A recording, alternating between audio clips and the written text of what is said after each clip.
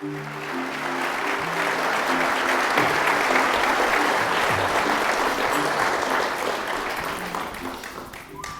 good morning and welcome. Welcome to the Hoover Institution. Welcome to Stanford University. This is a very, very special and historic moment.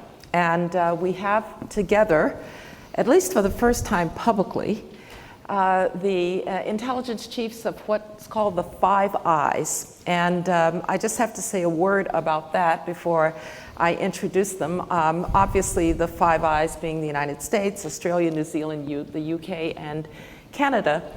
But I was National Security Advisor on September 11th. And I cannot relay to you the shock of that day to see planes flying into buildings in New York. The Pentagon had been hit, a plane had gone down in Pennsylvania. We did not know what had hit us, and we didn't understand why. And I just want to say that at that moment, and I'm sure Chris would join me in saying this, to have allies like we had at that time, the Five Eyes very quickly organized to be the backbone of intelligence for us at a critical time for the United States of America. And I just want to thank you on behalf of the United States for this terrific partnership that we have that protects freedom, protects free peoples, and I know that what you do every day is hard, but we're grateful for what you do, and we're so happy to have you here. Thank you.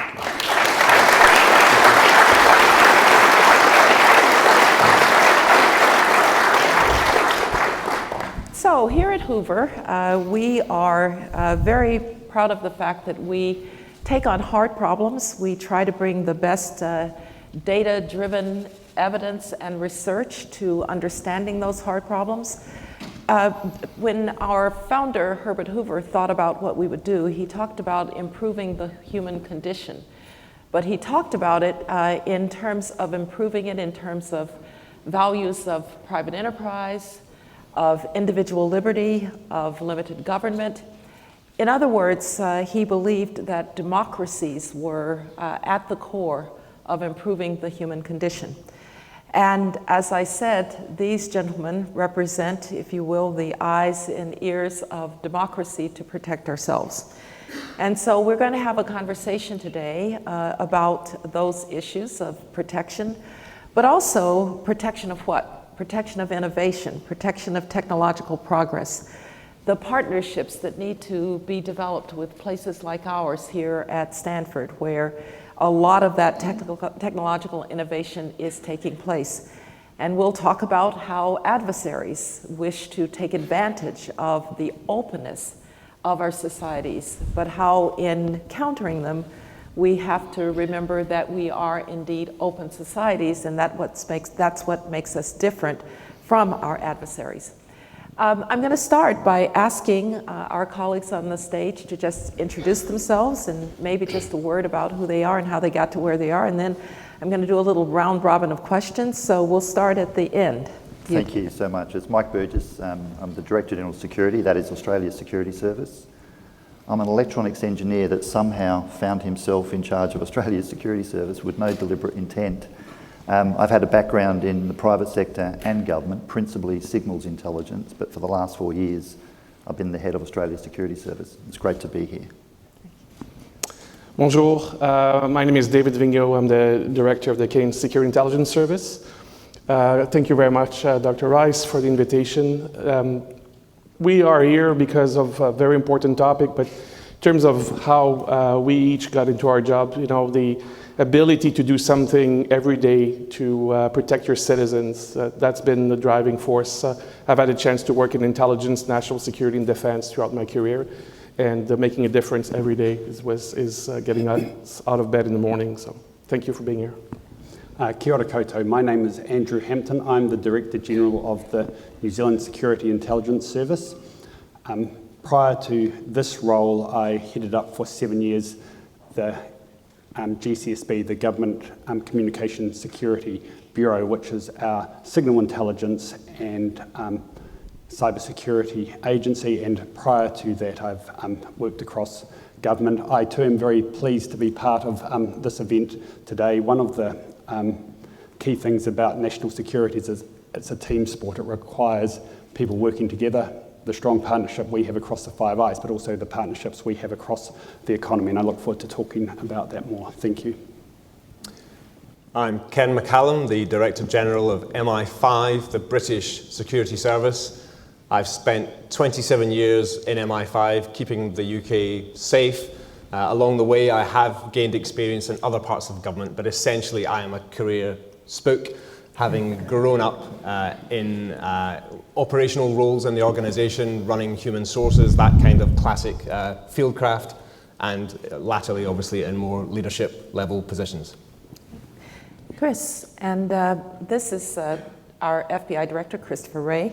And Chris, you can introduce yourself in any way that you'd like, but of course you can tell them that we once worked together before. But I also, why are we here? And why are we here at Stanford? But why are the five of you together at this particular moment in time? So over to you. Well, so as you say, Condi, we worked together, and you referenced a time that I know is emblazoned on everybody's memory, and certainly ours. I've been the FBI director now for a little over 6 years. I was a line prosecutor for a while. I was in the Justice Department's leadership on 9/11 and spent most of 9/11 itself and that night and the day after and the night after that and the day after that and the night after that in FBI headquarters. And that was a time when the world changed, although it changed kind of overnight. Today, we're gathered together in a way that is unprecedented. What's not unprecedented is all of us getting together. We do that all the time, and we're not only all great partners, but great friends. But what is unprecedented, at least in our experience and knowledge, is all five of these services heads appearing publicly together at one time. And that unprecedented meeting is because we're dealing with now another unprecedented threat. And there is no greater threat to innovation than the Chinese government. And it is a measure of how seriously the five of us and our services take that threat that we have chosen to come together to try to highlight that, raise awareness, raise resilience, and work closely with the private sector to try to build better protection for innovation, especially in a place like Northern California, but really across all five of our countries. Yeah.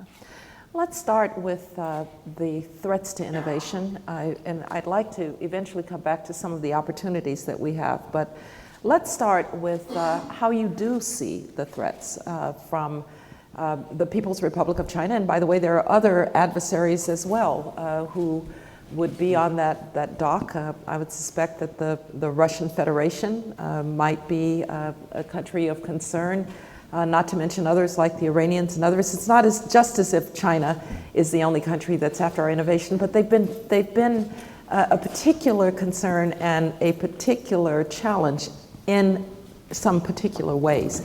And so I'm going to start at the end again and ask you, Mike, to talk a little bit about how you see that challenge from the PRC and why you might see it as different from some of the others that I've outlined. Yes, certainly, thank you. So I think the fact that we're holding this summit here with the heads of security services and representatives from the tech and innovation sector speaks something about the nature of this threat and our ability to resolve it.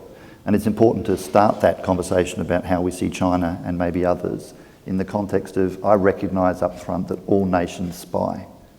All nations seek secrets and all nations seek strategic advantage. But the behaviour we're talking about here goes well beyond traditional espionage. And the threat is that we have the Chinese government engaged in the most sustained, scaled and sophisticated theft of intellectual property and acquisition of expertise that is unprecedented in human history. And that's why we're together, and that's why I'm, as Australia's Security Service head, calling that behaviour out. And importantly, we shouldn't be defeatist about this. The Chinese, to their credit, are very clear about where they want to innovate and what they need in their own national sovereign interest, which is fine and entirely appropriate.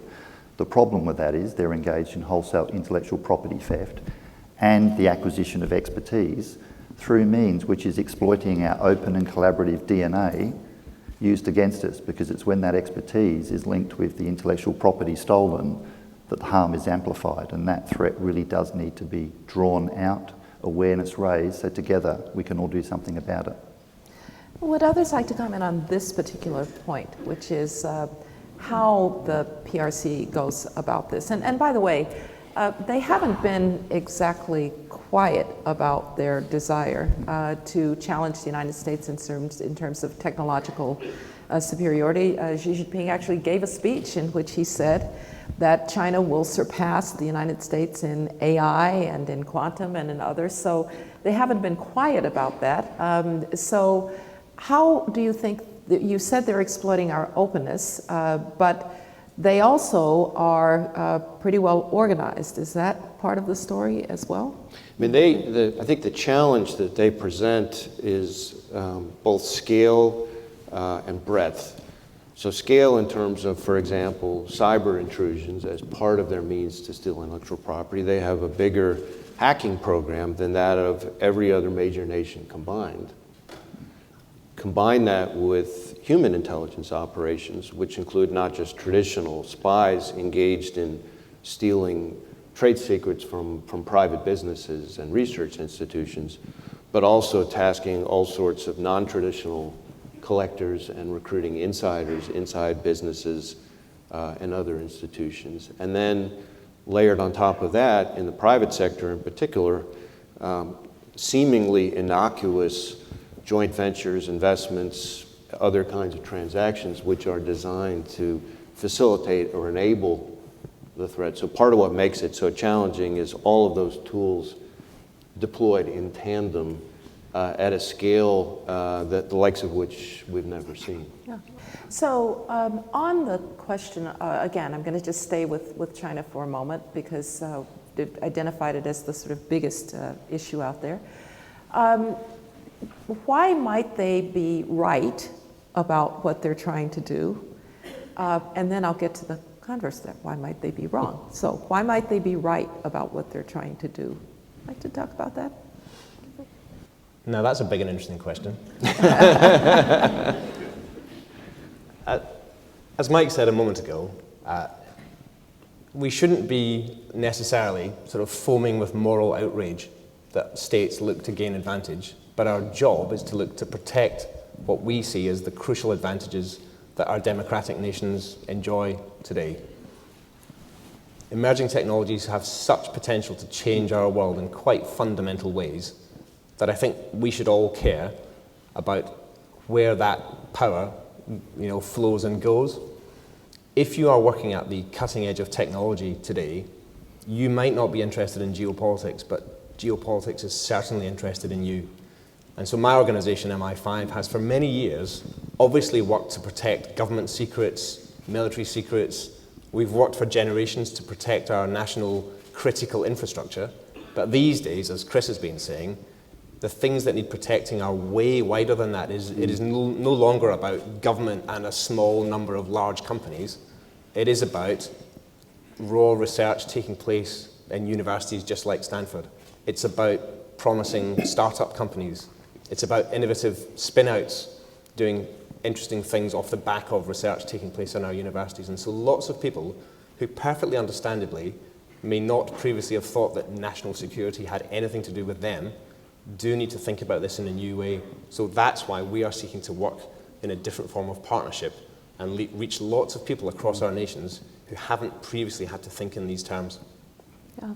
Well, let's talk about this issue of partnerships. But first, I'm going to ask the other side of my question.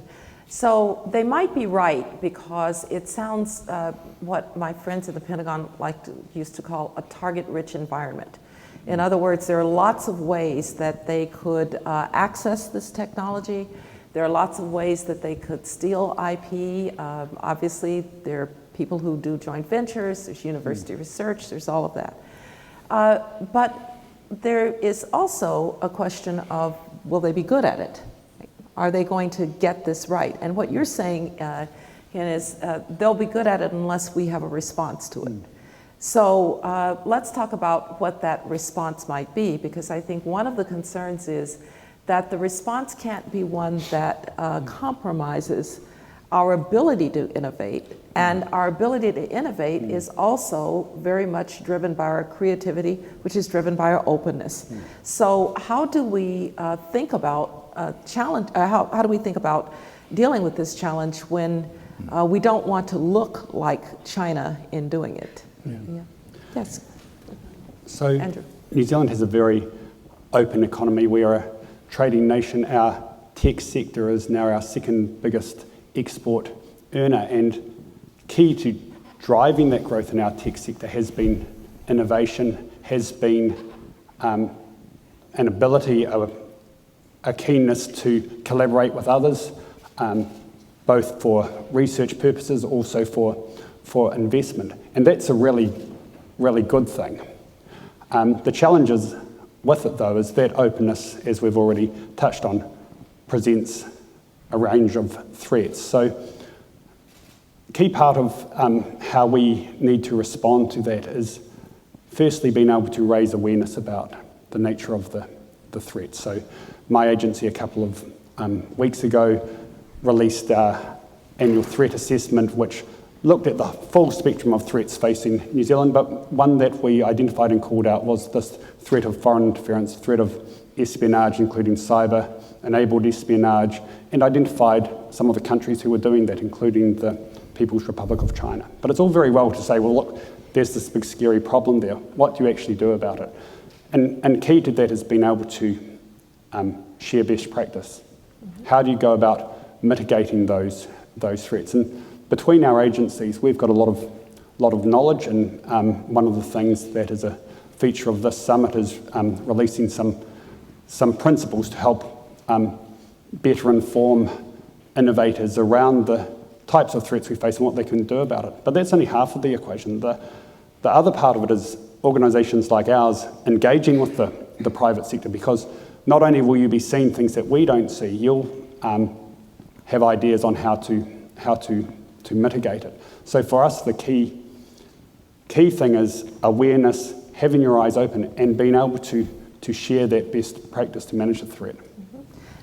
Yes, David, you. Yeah, thank you, Condi. Maybe another way to look at it, and you mentioned openness before, and I think is to look at what has made us successful over the years, what has made innovation, driving the prosperity and the security of our countries.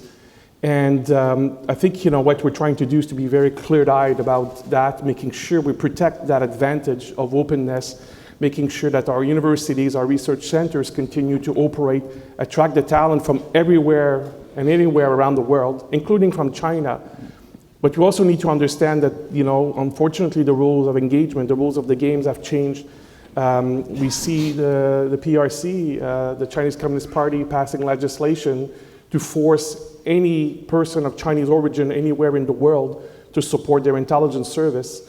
So that means they have ways of coerce people here, in each of our countries, anywhere, to essentially tell them and give them the secrets that they are working on. And so what we are trying to do here, in the spirit of that partnership, is to take the knowledge and awareness that we have and bring it to you in your own respective way as experts, working with government to find the right frameworks so that we can enable that openness, transparency, and innovation, but at the same time do it in a way that will protect what is important for us: freedom, democracy, freedom from interference and coercion as well. And I think this is where that partnership is absolutely critical.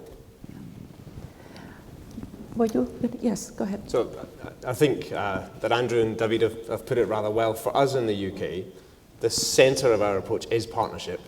There's a special part of MI5, the National Protective Security Authority, that looks to share guidance and advice with our private sector, with our universities. And the point of that advice is, it's not a list of things that we sort of draw up in our own bunker in MI5. Those bits of guidance are co-created with people in the sectors to be pragmatic, to be workable, to avoid stifling the very openness and innovation that you're trying to protect in the first place. It would be a false victory if we made the average startup as hard an intelligence target as MI5 should be. That's not the aim here. The aim is to work in partnership, and we are confident that we are making progress. So the 5 principles that we are launching today, which will be adopted across all of our organisations, are, we think, an important step in taking that partnership approach further, not just to have sort of balkanised approaches within each of our nations, but to do this sort of linking arms together. Are you going to keep us in the dark as to the 5 principles? So what I would say is, if Apparently these are supposed to be released later. All right, I get it now. All right, yes. if you think this applies to you, please go on the website and have a look at the guidance. I can reel off the principles if you wish, but it's probably not the best use of your finite time, Dr. Rice. Oh, I don't know. No. That's good. Sorry, Dr. Rice, if I may. A key theme Sorry. running through the principles and what we've talked about is, there's a real risk to think that you have security at one end and innovation at the other, and it's very difficult to find the middle ground, when the reality is they're entirely compatible. Innovation is key to national security. We rely on innovation to be able to keep ahead of the threat. At the same time, innovators will have more valuable, more marketable products if they build security into it at the front end. Mm-hmm. Good. Let me turn to the technologies themselves, and there are really kind of 2 parts of this. One is, what are, to the degree that you can talk about it, what are adversaries most interested in trying to get their hands on, so to speak? I mean, these emerging technologies are pretty remarkable. When you think about what AI is and can do, one of the ones that we follow very closely here at the Hoover Institution through the work that we do with the bioengineer, Drew Indy, is the emergence of synthetic biology. And there we have not just whether somebody might try to steal it, but whether somebody might try to use it. Because if you think a pandemic right now looks bad, think about a pandemic that is actually tailored to a population or the like. And so you've got both the protection in the sense of not having people use them in adverse ways, but also what are they trying to steal so that they might be able to use them in adverse ways. So talk a little bit about what you're seeing out there on that landscape in terms of these emerging technologies. By the way, a little bit of a commercial for the Hoover Institution. We are going to release on November 14th the Stanford Emerging Technology Review. Jennifer Whittam, the Dean of Engineering, and I are co-chairing that.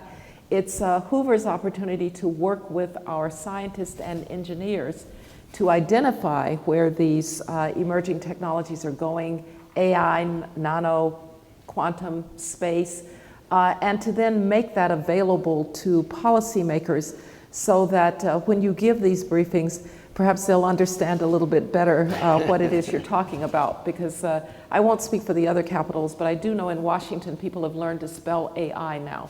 I'm not quite sure that they know what it means. So let me turn to this question of what you're really seeing out there in a little bit more granular way. So obviously in terms of which technologies, the list probably wouldn't surprise anybody here. Obviously it's AI, it's quantum, it's biotech, it's robotics, it's autonomy, which is a variation on some of the same. But with almost every one of these technologies, we have sort of the same reaction. The first reaction is, wow, we can do that? And then, oh no, guess who else can do that? And we're constrained and very proud of the fact that we're constrained by the rule of law. But what we worry about is adversaries who don't have those constraints and can get access to the same technology. So take something like AI as an example. Obviously, we're all looking to try to use AI to try to advance our own operations, but we're constrained and we're trying to do that very thoughtfully and in a measured way. We worry about AI as an amplifier for all sorts of misconduct.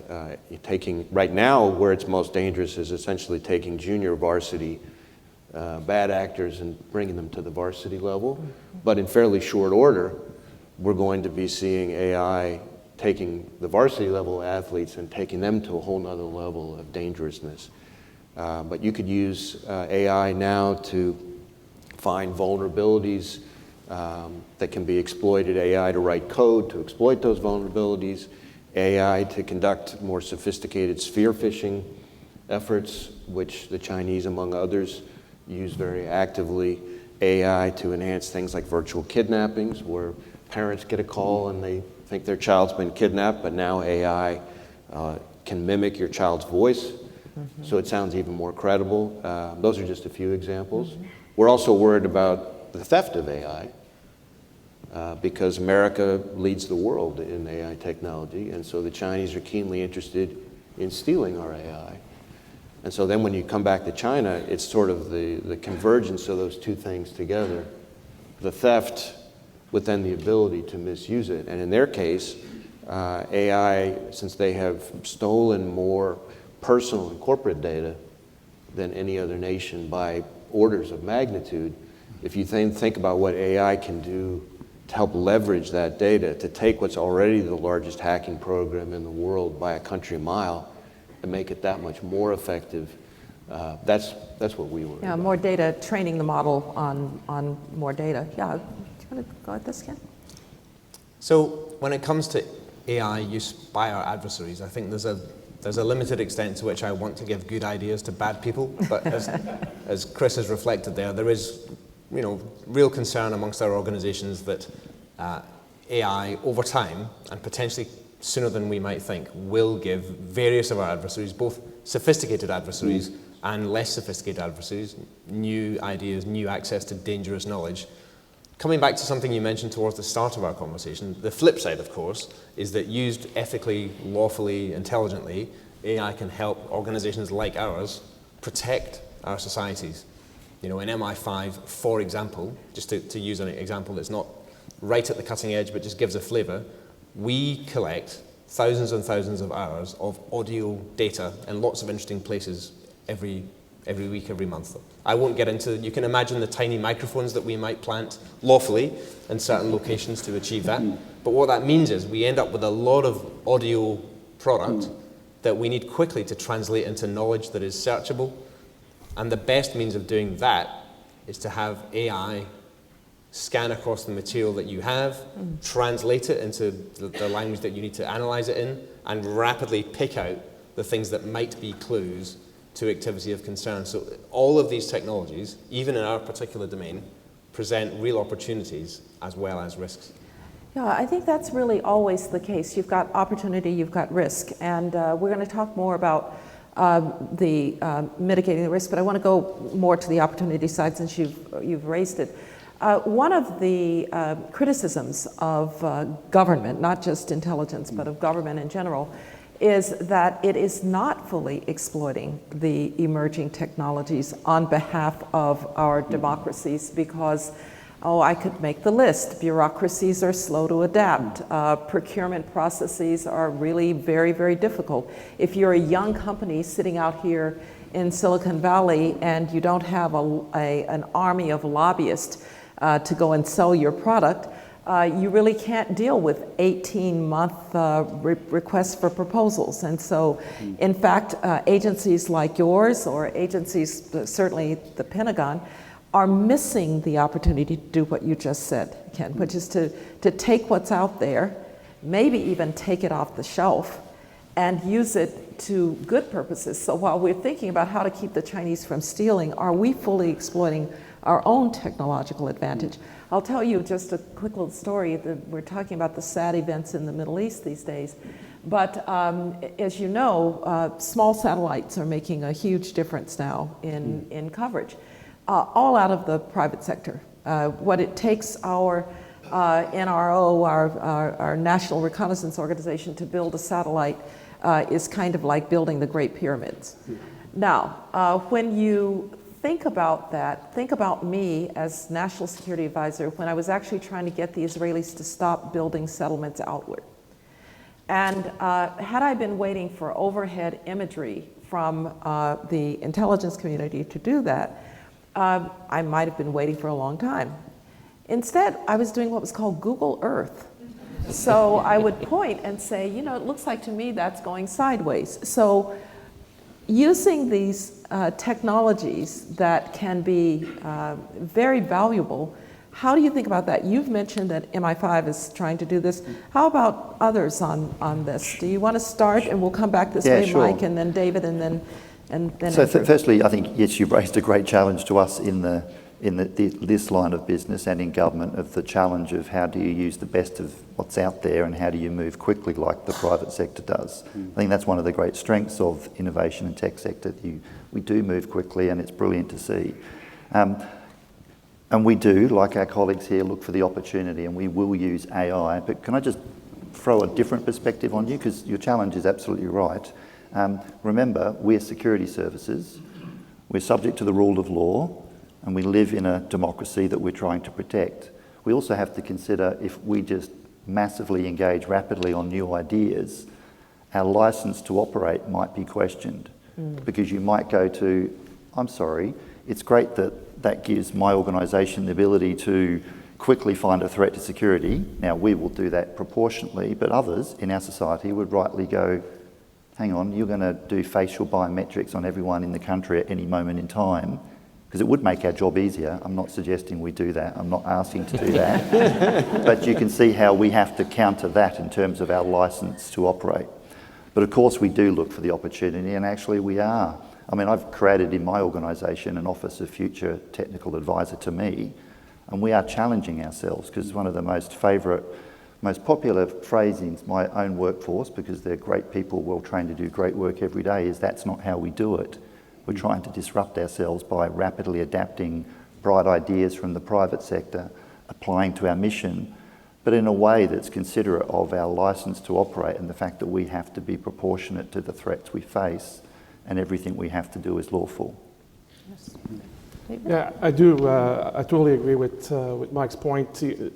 One of the largest impediments for us is cultural. Is essentially finding a way for our officers or our experts to think differently. Our engineers and computer scientists to think that they do not necessarily need to develop their own technology to be able to apply it in a way.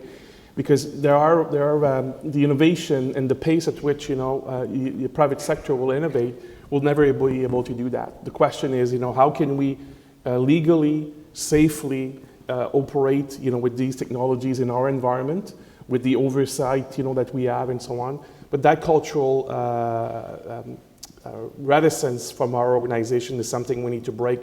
The fact that we have top secret clearances, that we operate in an environment we're very comfortable with. So breaking down these silos is one of the most important aspects that we can do. And that's why we are here. That's why we want to engage. And each and every one of us are spending a lot more time working with in the past called non-traditional partners, universities, research centers, venture capital, to be able to do all of this. And this is the kind of ecosystem that if we go back to the openness of our system and the opportunities, that's the only way we'll be able to be prosperous and secure in the future.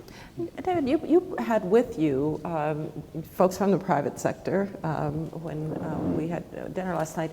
Talk about how it's been in engaging that part of the community. Are people open to the idea? Now, we did have some stories here in the Valley a few years ago about companies that did not wish to engage with the Pentagon or the intelligence services or whatever. So the cultural divide is on, or the cultural change is needed on both sides. But are you having success on the private sector side? I'd like to think so, but I think it requires a high degree of humility. We come with a lot of stigma attached to what we have been doing.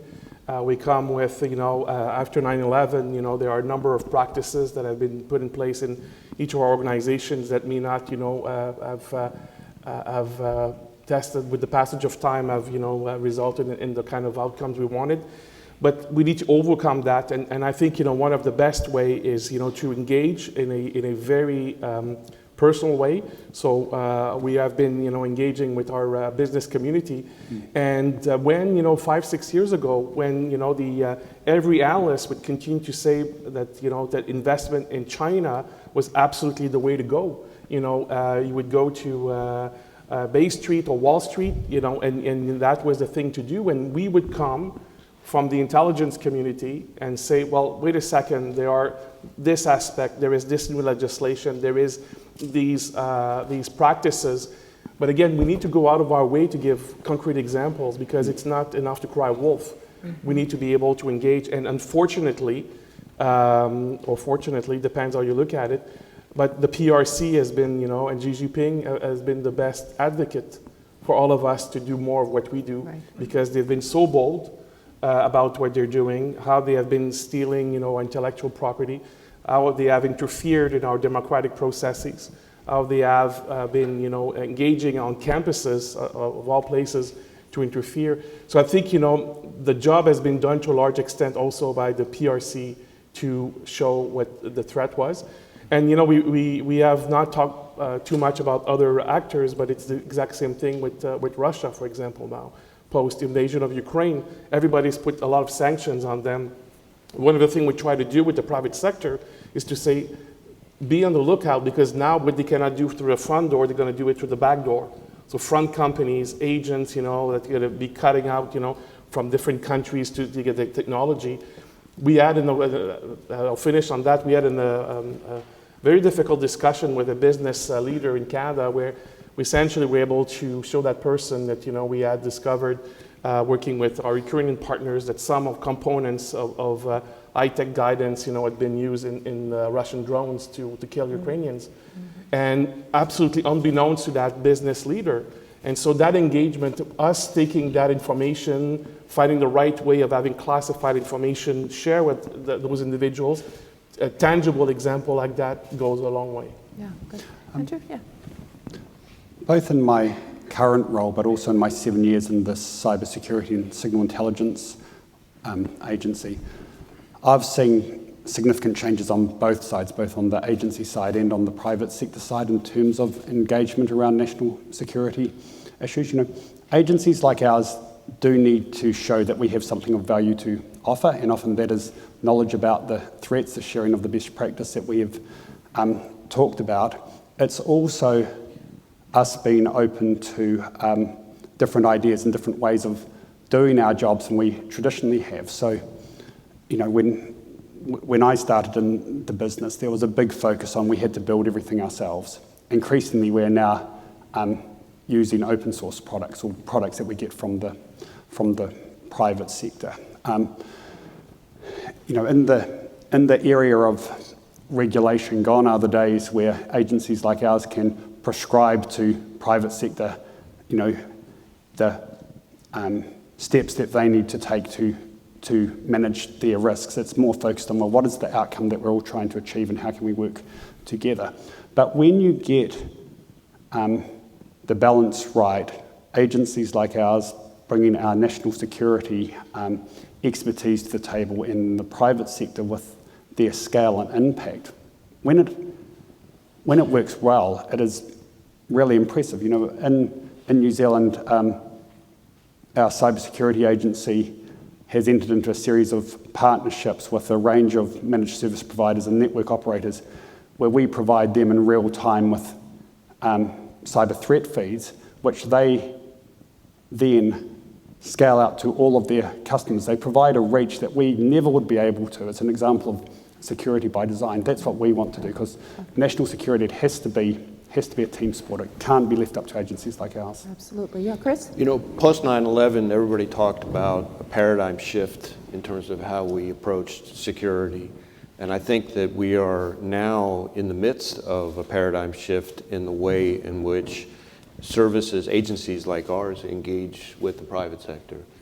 To make that a little more concrete, the FBI has an entire office of the private sector with an assistant director who meets with me every morning. Every field office, all 56 field offices, have a private sector coordinator and an academia coordinator.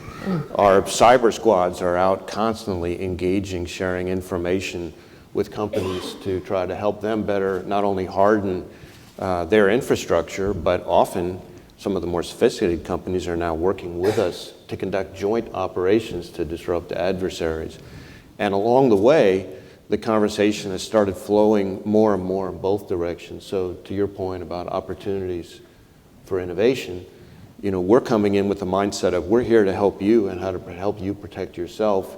But now more and more companies are starting to say to us, we've got this great idea about how you can be even better at protecting us. And so I think that's the sort of virtuous cycle that we're trying to accelerate, and we're seeing it happen more and more. I think part of the reason it's so important to have this topic focused on in a place like this is because so much of the innovation is happening in very small startup type companies, and somewhere between 4 guys in a garage and a big thriving business is a transformation where the technology has advanced to the point where it's of keen interest to China in particular, but also other adversaries. But the sophistication about protecting that innovation hasn't grown with it. Yeah. And so we're constantly looking for ways not just to engage with the big blue chip companies, but the VC community and companies that are more at the front end of a lot of these technologies, because that's where the innovation is, that's where the attack surface is moving. Well, let's talk about this place and places like this, because the private sector, we've talked about some of the cultural impediments to dealing with it on both sides. Maybe those are finally starting to be overcome. Universities are a very special part of the ecosystem as well. And Stanford in particular is a big part of the innovation system, the innovation ecosystem, and has been for our entire history, really. And it sort of defines Stanford, that this is a place where people make discoveries, they find a way to put them into the mainstream in terms of commercialization. They spawn companies like Hewlett-Packard, and the Sun Microsystems was actually Stanford University Network, and Google and others, through our graduate students, through our students, through our faculty. That's kind of who we are. And so then we sit with our colleagues and they say, well, but that's great and you need to keep doing that, but you need to be aware of how others might exploit that. And if openness is the hallmark of democracies, super openness is the hallmark of universities. I can tell you, having been provost, that nobody actually runs a university. You need to understand that. So in our environment, how do you think about us, the university, and how do you think about engaging us, the university, recognizing that universities are made up of lots of people in lots of places, most of whom operate pretty independently. So you all have universities that you're trying to do this with, but I'm going to start with you, Chris, and we'll just go right down the road. So we have, I think, found over time that using openness in a different sense to go along with the openness you're describing, which is more information sharing by us with universities about the threats, and that can take either the form of things to be on the lookout for so universities can make more thoughtful decisions, or in the case of specific targeting, very specific technical indicators, things like that of a particular compromise, whether it's human or cyber. But the approach, again, is to try to share information, to be more open on our end with the universities, so that universities can make decisions to protect themselves, because at the end of the day, the same information that we're trying to protect from a national security perspective is intellectual property that represents really hard work and research by academics in an institution like Stanford. And so what we have found, and I've seen it firsthand over the last 6 years, is that more and more universities have responded well to that. And have reciprocated by wanting to engage more. We have universities around this country now where they've set aside office space for the FBI. A decade ago, that would have been unthinkable. Not yet Stanford. Well, yeah, it was a very competitive institution, peer pressure. But I think the reason is they've recognized the value of that. And I think, to be blunt about it, obviously a lot of the most sensitive research is federally funded. Yeah. And the federal government agencies, not like security services, but the grant-making agencies have become more surgical and more thoughtful and more precise about what it is that they expect if taxpayer dollars are going to be used. There's nothing inherently wrong with talent plans, but talent plans, if abused, our vehicles to steal intellectual property, these were to fund talent plans China's for China, resurgence right, yeah. at American taxpayer expense. Yeah. So the more we can have openness have the virtues of openness without the pitfalls of naivete has kind of been the focus we've had. And you've been very vocal, and I want to give you a chance to say it, because some of the early efforts seem to imply that ethnic background was a reason to be suspicious. And obviously in the United States of America, we don't judge people by their ethnic background. And to the degree that Asian Americans felt somehow that they were in the crosshairs, I've heard you address it. Would you address it now? So I have tried every time I've delivered prepared remarks to add this, which is for us, this is the threat we're talking about is the Chinese government, the Chinese Communist Party. It is not the Chinese people, and it sure as heck is not Chinese Americans. In fact, an awful lot of the time, the victims of the CCP's efforts are Chinese Americans. And we haven't talked about it a whole lot yet in this summit, but to go along with the theft of innovation and intellectual property is essentially transnational repression, where the Chinese government, reacting very much to the openness we have, openness allows dissent and criticism of the Xi Jinping regime. And if there's one thing they can't stand, it's criticism. And so a lot of times that criticism is coming on campuses, and they've engaged in efforts that some of these are we've talked about publicly, where you have a Chinese American student in a major university who dares to speak glowingly about the Tiananmen Square protesters, and within less than 24 hours, the Chinese security services pay a visit to his family back in China, and his parents call him frantically saying, "Whoa, what are you doing?" You know, it's one thing to repress their population in China, but to then bring it here into the United States onto our campuses, I think underscores the difference between Chinese Americans as not the culprits, but in many cases the victims, and the Chinese government, which is absolutely the biggest threat this country faces. Yeah. Let me ask, if we go down the line here, there's another aspect of the university, which is talent. And as we've talked about these emerging technologies, you talked about the engineers, there are a lot of those people here. How do you recruit the best talent when you've got lots of competitors for that talent? You have great universities as well, Ken. So why don't you talk a little bit about the talent recruitment issue? So MI5 and its partner agencies in the UK, we look to recruit the best talent based on the compelling nature of our mission. We are there to keep our country safe. When people join MI5 on their first day and I get the chance to talk to them, I say, look, you are not going to be a billionaire working here. You're certainly not going to be famous, but you will have the chance to spend your talent working alongside other dedicated, selfless people in a noble cause, and that is the primary way in which we manage to reach very talented people who undoubtedly could earn more in other walks of life.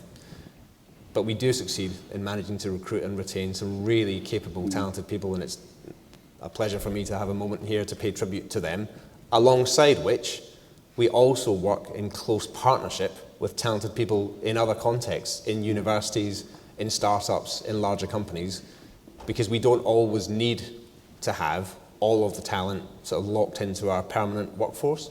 And so that ability to partner is central both to the way in which we try to help our economy protect itself, but it's also central to how we harness the best innovation. So we do obviously need to have significant numbers of capable, talented, specialist people inside MI5, but that's not the whole story. The partnership piece is the other bit there. And just briefly on your previous question around how we work with universities. So alongside the 5 principles that we're launching today, in the UK we're launching our Secure Innovation Guidance, which is aimed at startups and investors. That's one of our campaigns. We already have a campaign called Trusted Research, developed in collaboration with our academic sector, and that campaign has really helped shift the conversation. We recently did a survey, and 84% of the universities who'd received that guidance have adjusted how they make decisions, how they think about some of these threats. It would be crazy for any of us to try to close down the fundamental openness of our universities, but you probably don't want a PhD student in advanced robotics to be sponsored by the People's Liberation Army in your university. So this is not about changing the dial on the overall default towards open collaboration, joint research, that sort of expeditionary attitude that academia must rightly prize, but it is about having your eyes open to the most egregious forms of risk. There definitely is a war for talent on at the moment, and talent's probably winning at the moment. There's high demand for the people with the skills and expertise that we need, like the others.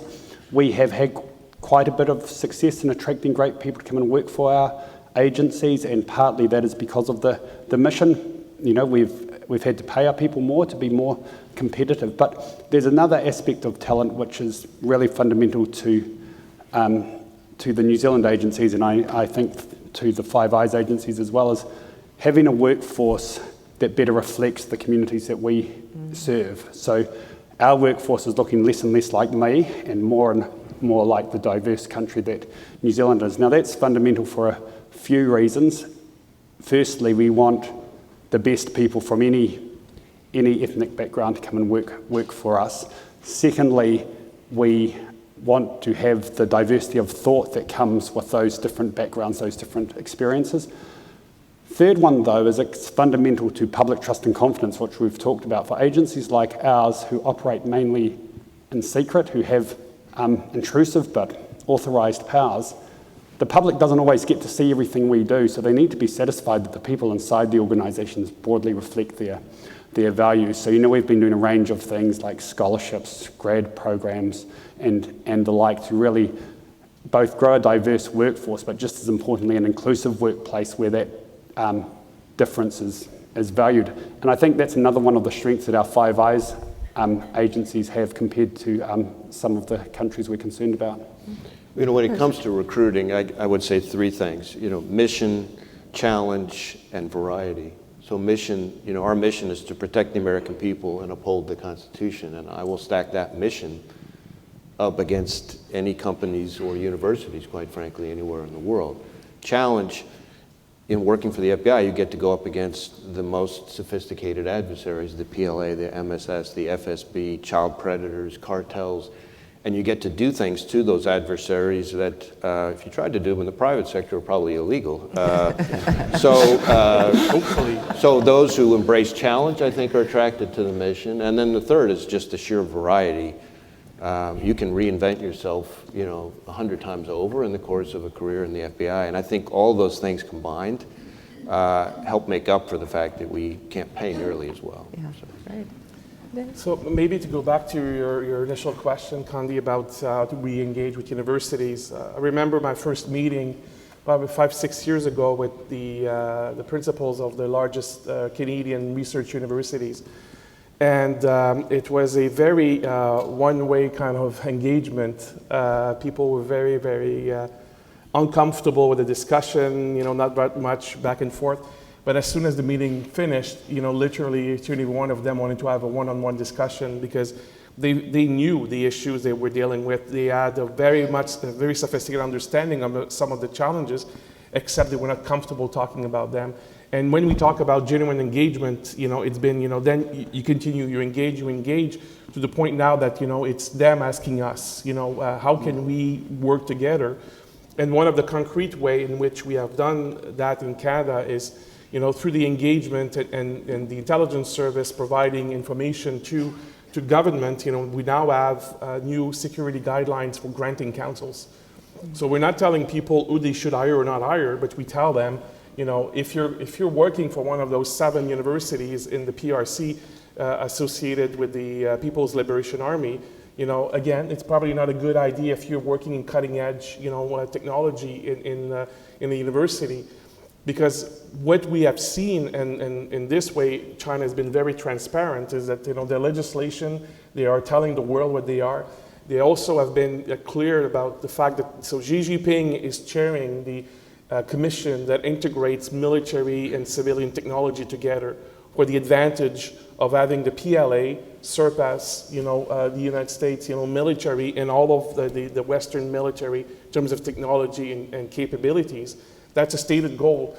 So that means everything that they're doing in our universities and in new technology, it's going back into a system very organized to create dual use applications for the military.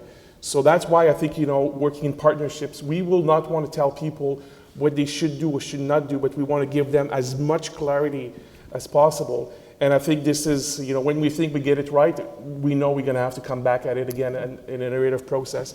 And I just want to also endorse what my colleagues have said about not stigmatizing anyone. It is indeed the policies and the ideology of the Chinese Communist Party. It is the corrupt approaches of the Russian, regime under Putin that is the real problem. So we have to be very careful not to put, attach etiquettes to people. Thank you. Two aspects, obviously, the open and free collaboration, which is fundamental to academia. That needs to be protected. It's one of our nation's greatest strengths. But sometimes I recognise in our business, when we're talking about these threats, it's taken by commentators as we're anti that. We're not, just like we're not anti-Chinese people. We need to protect this, and how we work that as we explain the threats to the research and academic community, we've got to have a shared understanding of your sector and the shared values. And when we see those alignment of values, we actually find great connection and we see positive benefits. Those things really do need to be protected. We are not anti-innovation. And in my remarks, I deliberately talk about intellectual property theft at a scale which is unprecedented and expertise acquisitions through legitimate open and free academic exchange, joint ventures and acquisitions. And it's when those two things come together, because the sinister element of China has a right to be prosperous, China has a right to innovate, not trying to stop any of that, we're not trying to contain that. My nation has benefited greatly from China's rise, and actually we'd like to benefit from that as it continues. Of course, there are some things which are unacceptable, and wholesale intellectual property theft and mischievous acquisition of expertise that links those two together where the harm is amplified. That's what we're about. That's what we're trying to call out, and that's what we're trying to work with you to prevent. Finally, on the recruitment side, like our colleagues here, we have no trouble attracting people. We go with the market on losing people. That's understandable, but we're pretty good in that space. And when people do come to us, they know they work for an organisation where they can do things which they can't do anywhere else, and that sense of purpose, protecting Australia and Australians from threat to security, is the thing that holds them. And when we do lose some of them, actually that's still okay, because they go off into the private sector or elsewhere and they have a security mindset that benefits you all. That's a pretty damn good thing. Yeah. I'm going to ask Chris, as our convener of this wonderful group, to say the last word. I just want to say one thing, which is thank you for coming to the university to talk about these things. I think I speak for all of my colleagues that everybody wants to be on the right side of this. We want to do so in accordance with our values, with the way that we've innovated over the years, but there are very few people any longer who are blind to what the PRC is doing. As you said, Xi Jinping has made it pretty clear. It's also the case, I've studied geopolitics all my life, I've studied technology all my life, and these technologies are of a level and of an importance, both in terms of the opportunity they present and the dangers that they present, of something like we've never seen. But I sometimes do the thought experiment, what if Nazi Germany or the Soviet Union had won the nuclear race instead of the United States? We might have lived in a very different world. And so these technologies are critical. And this is a very different relationship for the United States and our allies. I'm often asked, is this a new Cold War? I tell people, no, it's harder, because the Soviet Union was a military giant, but it was an economic and technological midget. This time around, we have a competitor, an adversary, who's technologically, militarily, and economically likely to be our equal. And so mobilizing free peoples to do what we do best, which is to out-innovate them, out-compete them, so that this comes out right for history, I think is very critical. And thank you for what you do every day to try to make that true. And Chris, you'll get the last word. Well, thank you for that. I'm grateful to Hoover and Stanford for helping us put on this unprecedented summit. I think I actually, despite some of the things we've talked about, I'm actually quite optimistic, which is not something you always hear from security service heads. But part of the reason I'm optimistic is because I think we have advantages. We have, you see it up here on this stage, partnerships that are true partnerships, that are based on shared values, on mutual trust, on a commitment to collaboration, on genuine friendship. And that, I will stack that kind of partnership against the sort of transactional partnerships that the Chinese government attempts to stand up with Russia or Iran any day of the week. And what we're seeing and have seen over the last few years is that same kind of partnership developing and growing and strengthening between our agencies and the private sector, our agencies and universities, our agencies and our counterparts who are not maybe part of the Five Eyes, but who are close friends and partners of all of ours. And the awareness that I see across all those audiences and the desire to partner against the threat is something that makes me optimistic. I'm confident that partnerships based on collaboration and trust and teamwork are going to outperform coercion, control, and pressure in the long run. Right.